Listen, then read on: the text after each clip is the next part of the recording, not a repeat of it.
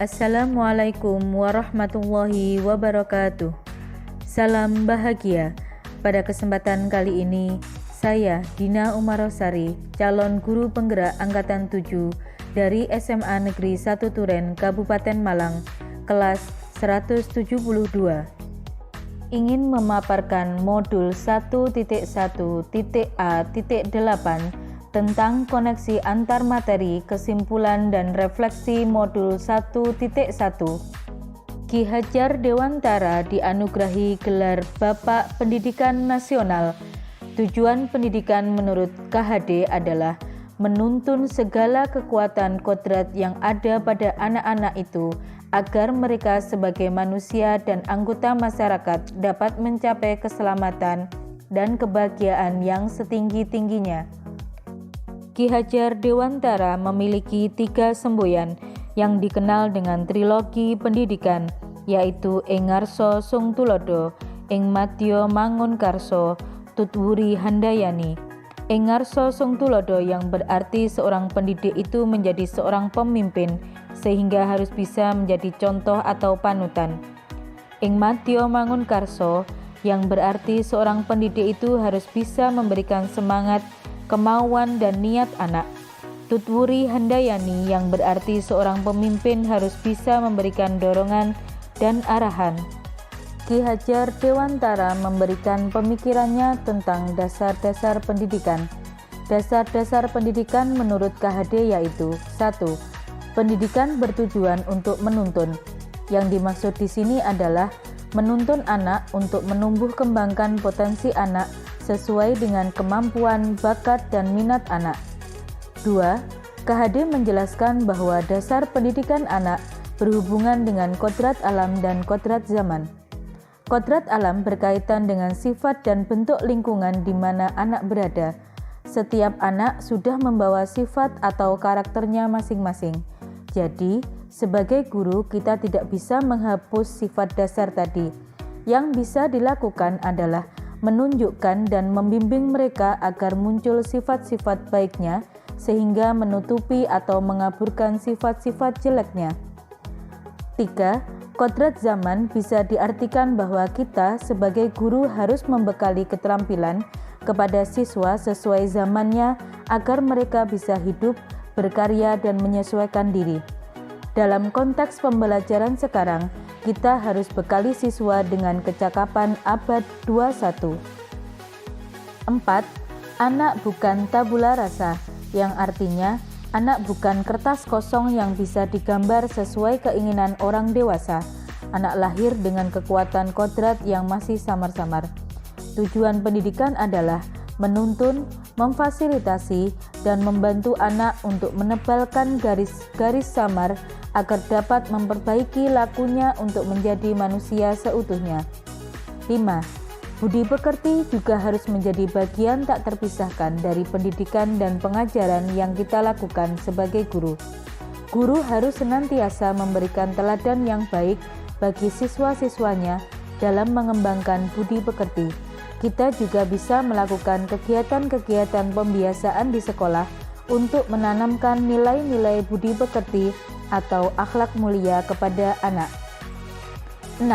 Berpihak kepada anak, yang artinya bebas dari segala ikatan dengan suci hati mendekati sang anak bukan untuk meminta atau menuntut sesuatu. Saya akan merefleksikan diri saya terhadap pemikiran Ki Hajar Dewantara lewat pertanyaan berikut ini. 1. Apa yang Anda percaya tentang murid dan pembelajaran di kelas sebelum Anda mempelajari modul 1.1? 2. Apa yang berubah dari pemikiran atau perilaku Anda setelah mempelajari modul ini? 3. Apa yang dapat segera Anda terapkan lebih baik agar kelas Anda mencerminkan pemikiran KHD? Hal yang saya percaya tentang murid dan pembelajaran di kelas sebelum saya mempelajari modul 1.1 yaitu: yang pertama, guru mendominasi pembelajaran atau teacher center, di mana murid hanya mendengarkan dan guru menjelaskan di dalam kelas. Kemudian yang kedua adalah pembelajaran yang terfokus pada ketercapaian materi dan KKM yang hanya mengutamakan aspek kognitif anak tanpa memperhatikan bakat dan minat anak. Kemudian yang ketiga, guru kurang memahami karakteristik anak di mana setiap anak memiliki karakteristik masing-masing dan saya sebagai guru masih kurang mampu untuk memahami karakteristik mereka. Kemudian yang keempat, siswa pasif dan motivasi belajar siswa rendah. Di sini kita sebagai guru memberikan pertanyaan masih banyak terdapat siswa yang belum aktif menjawab. Terkait refleksi pertanyaan kedua yang merubah dari pemikiran atau perilaku saya setelah mempelajari modul ini ada dua perubahan, yaitu merubah pemikiran dan merubah perilaku saya. Hal yang merubah perilaku saya, yang pertama, saya mengemas pembelajaran secara menarik agar motivasi belajar siswa meningkat. Kemudian yang kedua, menuntun siswa sesuai dengan karakter anak, dan yang ketiga adalah mengembangkan kreativitas anak disesuaikan dengan kecakapan abad 21, yang berarti memberikan kebebasan kepada anak untuk menyelesaikan setiap tugas sesuai dengan minat, bakat, dan kreativitas masing-masing. Perubahan yang kedua merubah pemikiran saya adalah yang pertama, bahwa guru bukan merupakan satu-satunya sumber belajar karena anak dapat belajar di mana saja dan kapan saja. Yang berikutnya adalah pembelajaran tidak berpusat kepada guru, tetapi lebih ke murid atau student center. Yang ketiga, menghargai setiap karakteristik belajar anak karena setiap anak memiliki karakteristik yang berbeda-beda dan juga bakat serta minat. Selanjutnya, refleksi yang ketiga setelah saya mempelajari modul 1.1 yang dapat saya terapkan agar kelas mencerminkan pemikiran Ki Hajar Dewantara adalah yang pertama, merancang pembelajaran yang interaktif dan menyenangkan dengan melibatkan peserta didik serta menerapkan konsep merdeka belajar dan mengintegrasikan setiap pembelajaran dengan pencapaian profil pelajar Pancasila.